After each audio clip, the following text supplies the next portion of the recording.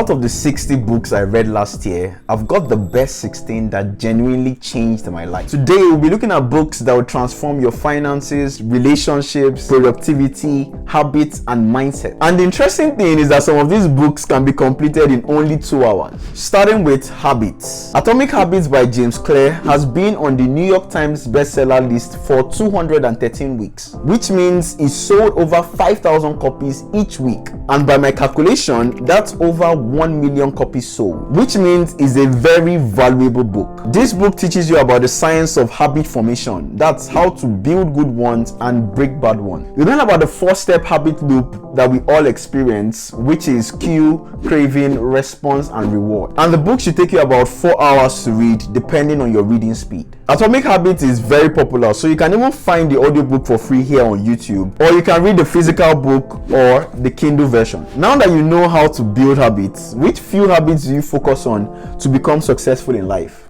The 7 Habits of Highly Effective People has the answer to that question. That's why it has sold over 40 million copies since it was first published in 1989. As the name implies, the book is about the 7 habits that makes people more productive. Here, Stephen introduced the maturity scale, where we move from level 1, depending on others, to level 2, being self-reliant, and then to level 3, collaborating with others. You can find the audiobook here on YouTube, but I'll strongly recommend you get a physical copy because this book is more like a life manual that you'll always be going back to. Moving on to Productivity. The One Thing by Gary Keller taught me the secret behind getting more by doing less. No wonder the book has been translated into 40 languages, because everyone needs to hear how to achieve more results. The book is about the power of focus, and Gary introduced us to the focusing question. What's the one thing you can do such that by doing it, everything else will be easier or unnecessary? When you answer that question, you activate a domino effect, which is really beautiful. So what you're working on right now should help you achieve your daily goal, which should achieve your weekly goal, then your monthly goal, then your 1-year goal, then your 5-year goal, and finally your someday goal. That's how everyone we admire achieves their goals, because their efforts every day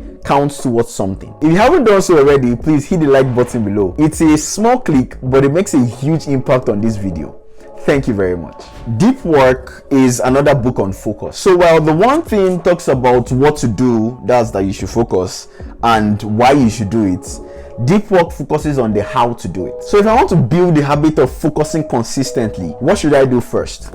Deep Work answers that. The book has 263 pages, but the print is large, so you should be able to finish the book in about 6 hours. That's like 6 gym sessions if you are listening to the audiobook. Most of the books I'll be recommending today are popular, so you can find their audiobooks for free here on YouTube. But if you love reading physical books, then you can get them using my link in the description below, and you'll be supporting this channel as well at no extra cost to you. You can find all the books we mentioned today there. You're awesome. After you've identified your one thing, most times it will be an important but challenging task, like writing a research paper, doing a difficult assignment, or making some job applications. The usual temptation is to put it off as something you will do later. In other words, we want to procrastinate, and that's where Eat That Frog comes in. This book is about handling procrastination. The reality is that everyone has a frog, and the best thing to do to stop procrastinating is to eat the frog. And Brian Tracy shared 21 practical ways that you can do that. He makes overcoming procrastination fun and exciting. Now let's look at relationships. How to Win Friends and Influence People is one of the greatest books of all time. Since it was published in 1936, it has sold over 15 million copies. Dale Carnegie passed away in 1955, but his book is still selling 69 years later.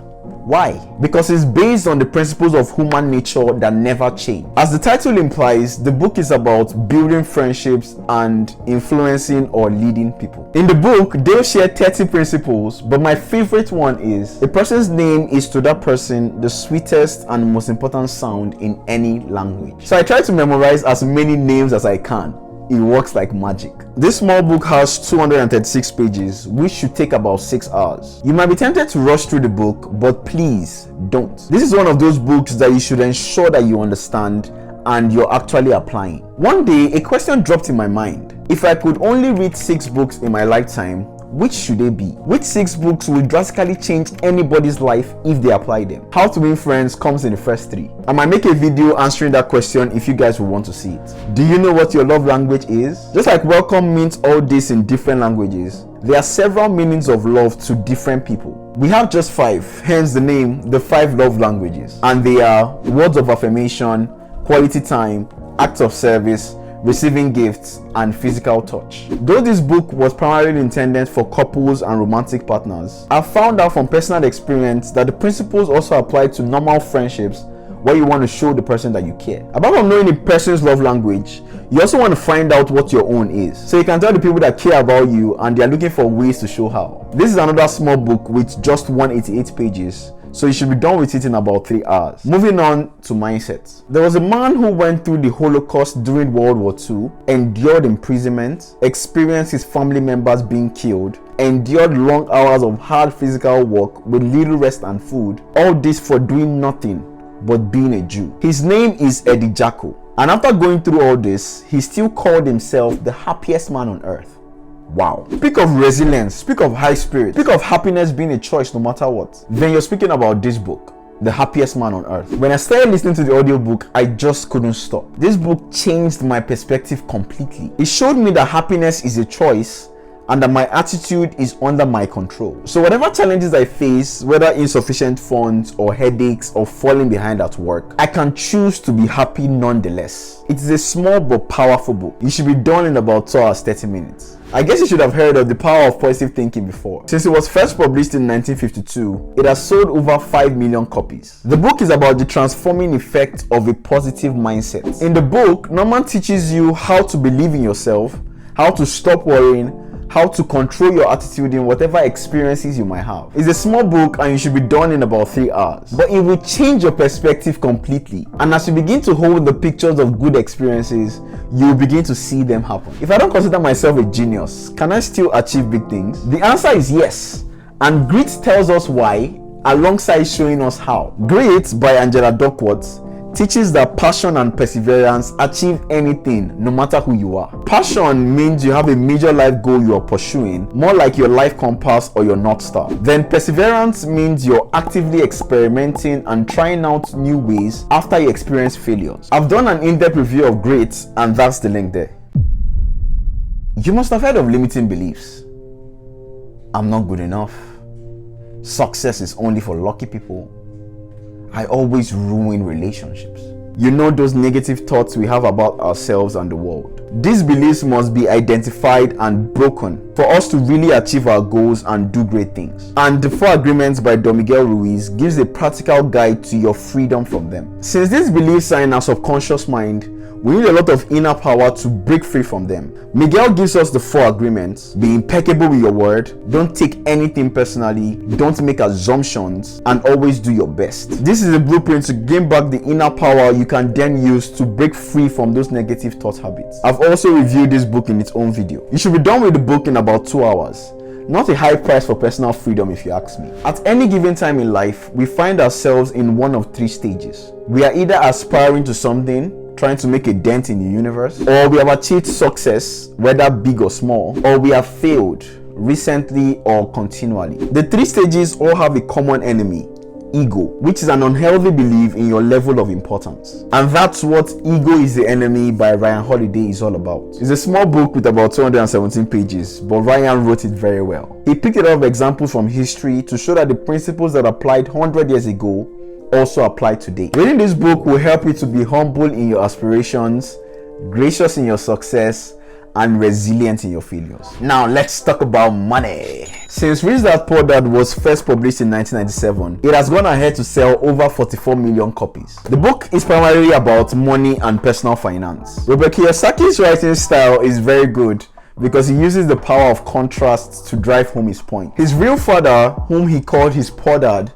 gave him advice which he contrasted with that of his friend's father, whom he calls his rich dad. One of my favorite quotes from the book is, "More money doesn't solve problems. Intelligence solves problems and produces money. Money without financial intelligence is money soon gone." As you can see, it's a small book, but it has 348 pages, and you should be done with it in about 5 hours. This is definitely a personal finance book everyone should read. The Richest Man in Babylon was first published in 1926. That's almost 100 years ago, but the principles are still relevant today as they were back then. The book is about personal finance, but the writing style is different. George uses parables from ancient Babylon to convey his point. The main character in the book, Akkad, is also the richest man in Babylon, and he uses his life to teach several financial laws, explaining how he became rich when he was once poor and in debt. You should be done reading through it in about 3 hours. The Science of Getting Rich is the oldest book on the list. Although it was first published in 1910,